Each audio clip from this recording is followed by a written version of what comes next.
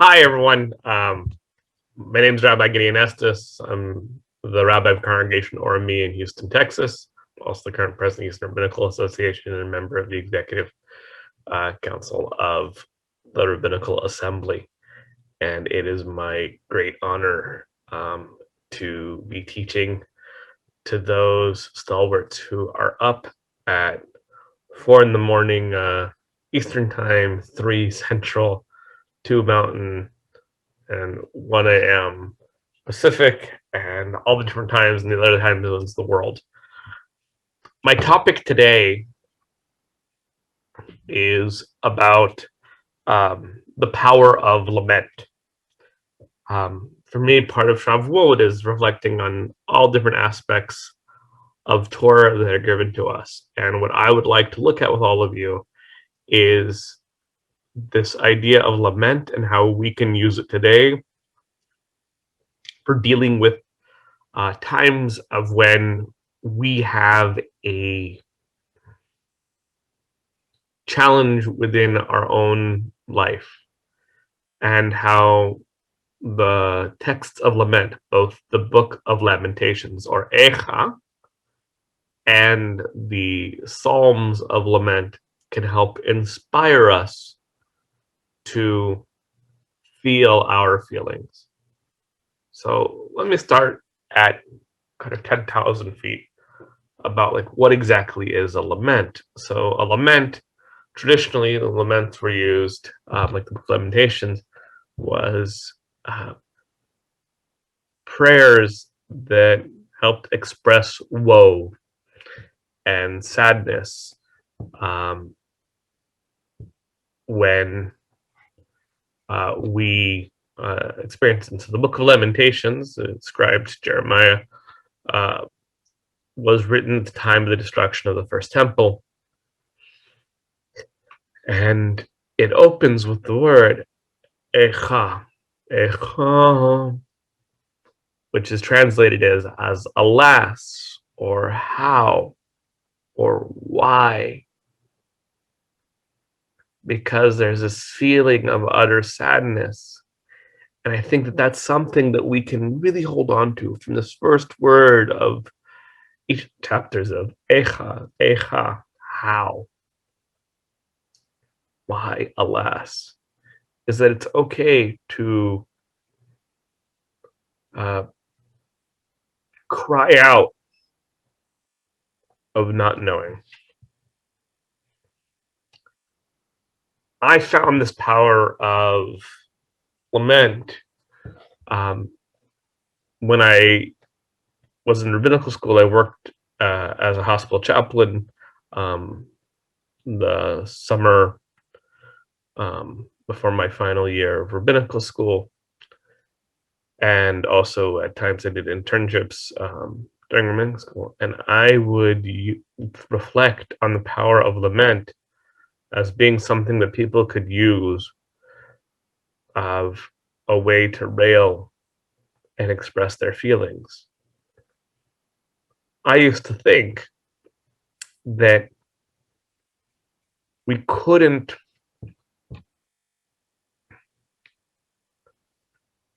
be allowed to kind of ask God why, or say that we were in pain or distress, or if we did that, then we couldn't ask for God for help. And by looking at the Psalms of Lament and the book of Lamentations, I realized that's just not the case. We are allowed to be in paradoxes, that we can be contradictory, is we can yell and scream at God and say, I hate you, I'm mad, I really don't understand. And at the same time, please help me, give me comfort, give me strength, deliver me from my enemies. So I'm going to delve a bit deeper into some examples of what I'm talking about from the text.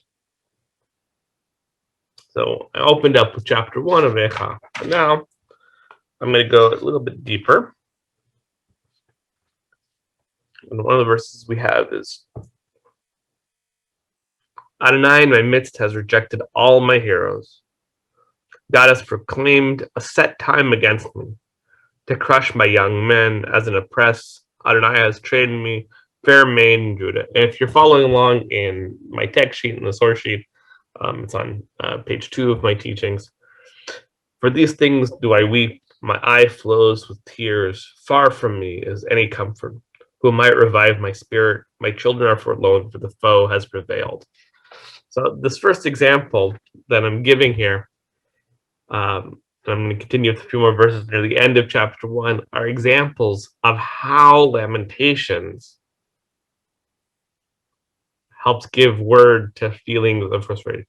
See, Adonai, that the distress I am in. My heart is in anguish. I know how wrong I was to disobey. Outside the sword deals death, indoors the plague. When they heard how I was sighing, there was none to comfort me. All my foes heard of my plight and exulted. For it is your doing. You have brought on the day that you threatened. Oh, let them become like me. Let all their wrongdoing come before you, and deal with them as you have dealt with me for all my transgressions. For my sighs are many, and my heart is sick. So this language, which really internalized kind of understanding that we sometimes do things wrong and that we're in pain, is quite liberating. What I want to invite people as the model of Lamentations is that when we're feeling intense feelings, we don't have to hide that from God. We can give articulation and expression to our pain. That's one of the things that Lamentation teaches us. And at the same time, while expressing our pain, if we feel that things are unjust and that people who are mean to us are getting away with it, we can ask for justice to be delivered to them. Feelings don't have to make sense. And we can have all kinds of distinctions, and that is okay. I'm going to keep going from some highlights from Echa. I'm going to move on into chapter 3 of Lamentations. The chapter opens, I am the man who has known affliction under the rod of God's wrath. Later chapter continues, but this do I call to mind, therefore I have hope. See, that's one of the key things about what I find so powerful about the expression of lament in our tradition, is that while we're feeling pain, it also reminds us to always hold on to hope. This is one of the ways that we can survive challenges. That even at our darkest hours, there is light. There's hope. Some of you that are later than me are already beginning to see that dawn is breaking. There is a dawn throughout the night, and that's one of the messages I find in all of our laments, is that there's always hope. I'm going to continue. This is still from chapter 3. But this do I call to mind, therefore I have hope. The kindness of Adonai has not ended. God's mercies are not spent. They are renewed every morning. Ample is your grace. Adonai is my portion. I will say with full heart, therefore will I hope in him. When saying something with full heart is the idea to be our full selves, and our full selves are sometimes broken.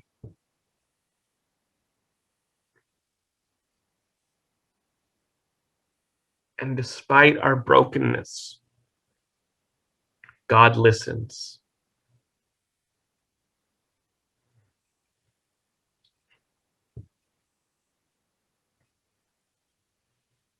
Adonai is good to those who trust in God, to the one who seeks God. It is good to wait patiently till rescue comes from Adonai. So it's a remembrance of this. For Adonai this is another part of chapter 3. For Adonai does not reject forever, but first afflicts than pardons in God's abundant kindness. Life also has pain in it, but we can persevere.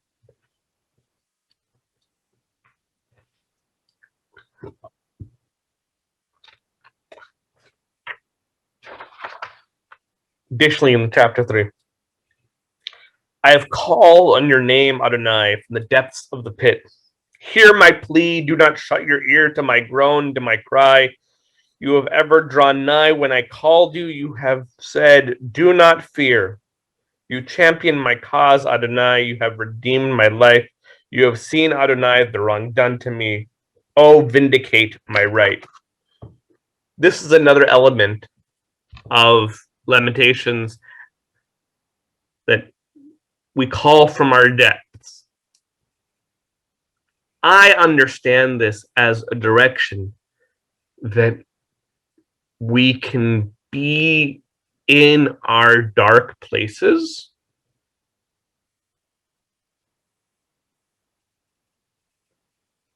and when we might think that all is lost, we are reminded that it's not, because God is listening to us. Even if God was hiding God's face, God is still listening. If we can't see it, that doesn't mean that God is not there. We need to be able to push forward and give word to our hopes and our fears. Let's skip now to the 5th chapter, following along in English from chapter page 13 of my source sheet. But gone is the joy of our hearts, our dancing is turned into mourning. So there's times when we feel really low, and that's okay. But you, Adonai, are enthroned forever. Your throne endures through the ages. Take us back, Adonai, to yourself, and let us come back. Renew our days as of old. So this verse, which we repeat at the end of Echa, say it in the Hebrew just to this of Hashivenu Adonai Elecha v'nashuva chadash yamenu kekedem. Return to us, God. Return us to you. V'nashuva, and return us, renew our days as before. We're gonna have really low feelings, but it can get better. So now let's move on to looking at the Psalms. So the beautiful thing in our tradition is that we have two different types of lament literature. We have the book of Lamentations, which we read on Tisha B'Av, the saddest day of the year, to kind of make us feel sad, but also to remind us that when we feel sad, and even if we feel punished, and even if we deserved whatever bad thing that happened to us, that God in God's mercy still has a chance to help us go through it.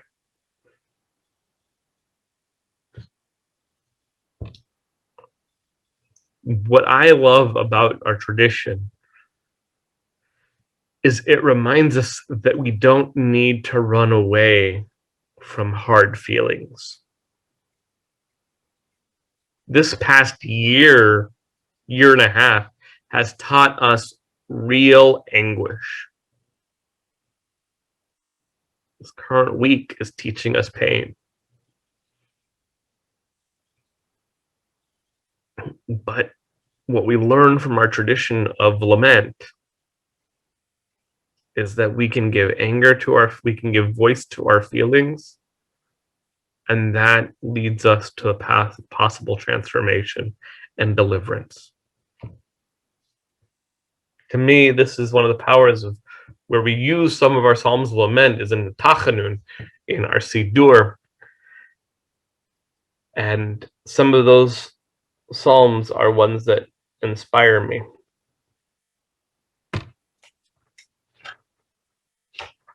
So, for example, Psalm 6, where we say, this is verse 3, I believe, Have mercy on me, Adonai, for I languish. Heal me, Adonai, for my bones shake with terror. My whole being is stricken with terror. While you, Adonai, oh, how long? Adonai, turn, rescue me, deliver me as befits your faithfulness. For there is no praise of you among the dead in Sheol. Who can acclaim you? I am weary with groaning every night. I drench my bed. I melt my couch in tears. My eyes are wasted by vexation, worn out because of all my foes. Away from me, all you evildoers, for Adonai heeds the sound of my weeping. Adonai heeds my plea. Adonai accepts my prayer. All my enemies will be frustrated and stricken with terror. They will turn back in an instant, frustrated. This psalm, which you can feel the sadness, it's intense.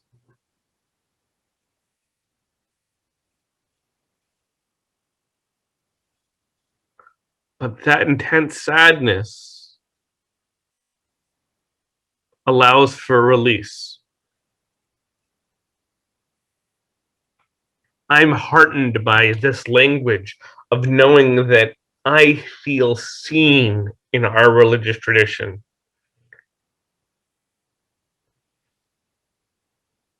Psalm 13 ends with Va'ani bechastecha, betachti yagel libi b'shuatecha, asher al Adonai ki gamal alai. But I trust in your faithfulness. My heart will exult in your deliverance. I will sing to Adonai, for God has been good to me. I love this. It's the concluding idea of one of the Psalms of Lament, where we open up about how we feel ignored and hidden by God. But the ultimate solve is at that same time maintaining that hope and saying, God, I'm going to sing to you. I hurt, but you know what? It's going to be that mournful song. And for me, like, that's one of the things that I do, right? Is that we can use that music to give voice. Think about modern lament. So I'm going to use the banal to help hit home my point. Think about an angsty teenager, and what is it that they do when they're feeling really angry and sad? They go to their room and they turn on their music really loud. And it's that music that gives voice to that angst, that anger about how the world sucks. And they just want to let it all out. Psalms was the earliest rock and roll music of the angsty teenager. It reminds us that sometimes we just need to let it out. Sometimes it's in a good cry, sometimes it's in screaming and yelling, but you need to have the release. If we bottle it all up inside, we can't actually deal with our emotions. We need to feel our feelings. And sometimes when we don't have the words, we can turn to the words of our tradition. Psalm 130 is one of the songs of ascent, but Shir Hamalot, Mema'akim Karatichli Adonai. Song of ascents. Out of the depths I call to you, Adonai. Amikim. From the depths.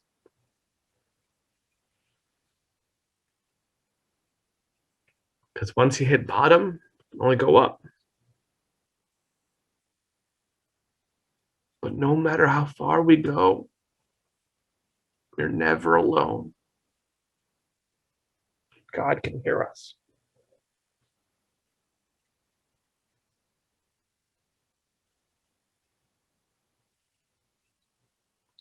Psalm 130, the penultimate verse is Yechel Yisrael el Adonai. Ki im Adonai hachesed harbe imo fidut. O Israel, wait for Adonai, for with Adonai is steadfast love and great power to redeem. God can redeem us, so we gotta hold into it. That's one of the powers of what Psalms reminds us.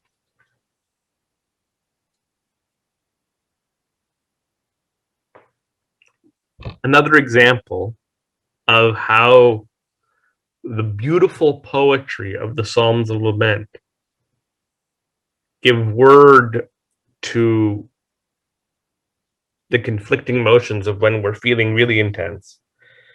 This is in the middle of Psalm 38.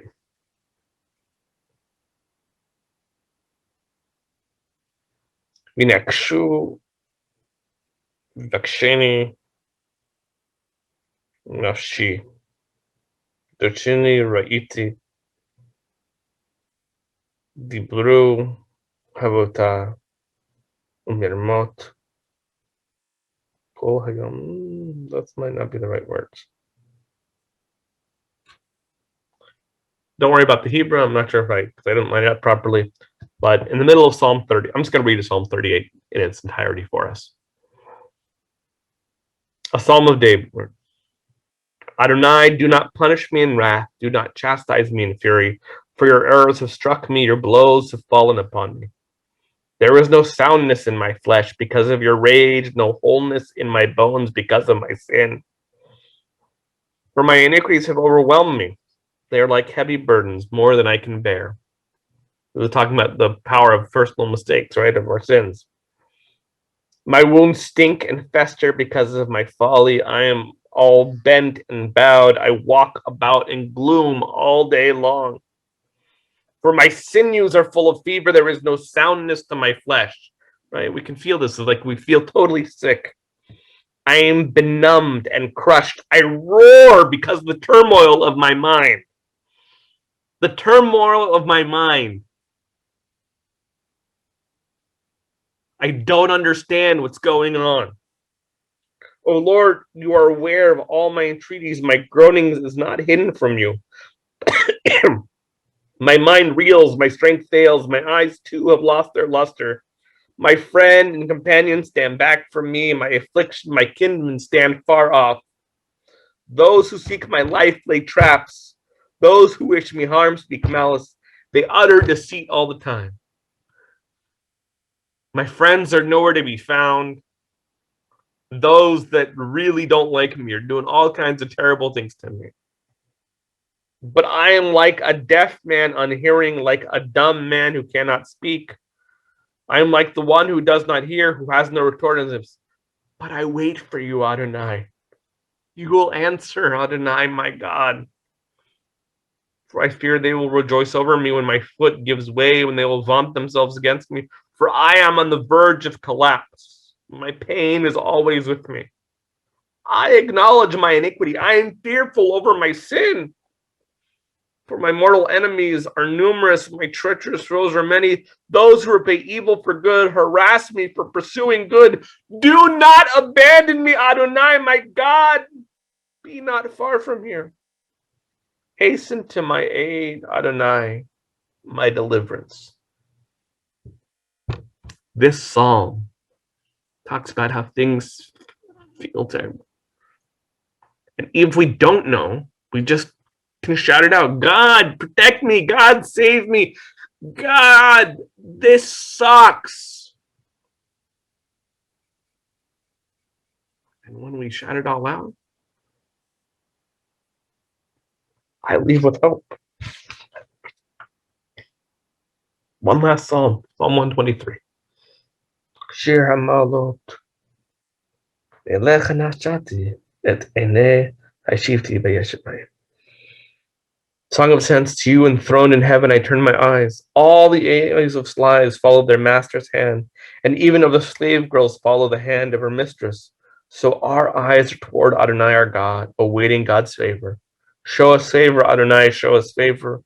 We have more than enough of contempt. Long enough we have endured the scorn of the complacent and the contempt of the haughty.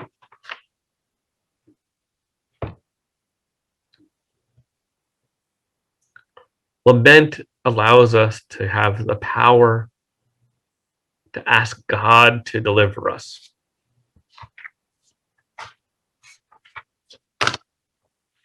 What I want you to leave this class knowing is that there are going to be times of when we feel overwhelmed, but it won't be the first or last time in history. And our tradition helps teach us that it's okay to say that we're feeling overwhelmed, that we're feeling attacked, or that we feel bad about what we did, that we don't understand, that we feel like the ground is coming out underneath us. But God is there to listen, and we can be contradictory. We can say, God, I'm mad at you, and also, God, take care of my enemies. And God, comfort me, and God, give me hope. Just as a parent is always there, hopefully, that sense of deep love is something that can nourish us and sustain us. But allow yourself to have the cathartic release. Allow yourself to be able to be felt and be sustained and truly allow for yourself to feel your feelings. And I just have a couple minutes left. But what I hope people leave this as we prepare for the revelation that we're going to be receiving is that may we really know this power of the language of lament, both from Eicha, from the book of Lamentations, and from the Psalms of Lament, that we can be strengthened by feeling our feelings. The answer is through and not to suppress it. I hope that you are empowered to have your feelings and to make it through and really understand that we can always maintain hope and strength in God. Got a couple minutes early, but I'm just going to say hello to my dear friend, Rabbi Ben Herman, who's, I guess, a lark, because you're just up really early now. No light for me at the beginning of the year. So, Ben, it's nice to see you. Why don't you say hello? Thank you, Gideon, and I'm going to give a post-introduction. My colleague and friend, Rabbi Gideon Estes, his claim to fame was that he was on The Daily Show playing the straight man with John Oliver. That's not in his introduction, though. That's not, but that is one of my things. And for those who don't know, Gideon is the rabbi at Congregation or Ami. He has served as, I think, president. I'm going to pull it up right now, of the Houston Rabbinical Association. He's currently the president, and he was ordained by JTS in 2010. A native of the San Francisco Bay Area, loves to play board games. A great board game player. Any board game you want to know, he knows it. And he is a creator of the Rabbinical Assembly Affinity Group for tabletop gamers. So Gideon, while he gave today a side of his Psalms of Lament, he has a very fun side, and his laughter is priceless. Let me say. That's very kind of you, Ben. I very much appreciate that. And I think the key is for us to all have our feelings. And I hope that people enjoy the rest of their learning. And I wish everyone a Chag Sameach. And thanks for this wonderful opportunity to be teaching. And I'll hand the reins over to you, Ben. All the best. Thank you. And you're a mensch. You did a hosting session earlier, and here you are presenting. So an all-nighter for you. But and it's a pleasure to be the host. How's everyone doing this evening, or this morning, I should say, for those who are in Jerusalem? It's like we have here, Rabbi Hannah Estrin. So it's 11:30 for you, Rabbi. But for those of you on the Pacific Coast, it is 1:30, the middle of the night. And where I am on the East Coast, it's still dark, but the sun will come up next couple hours. So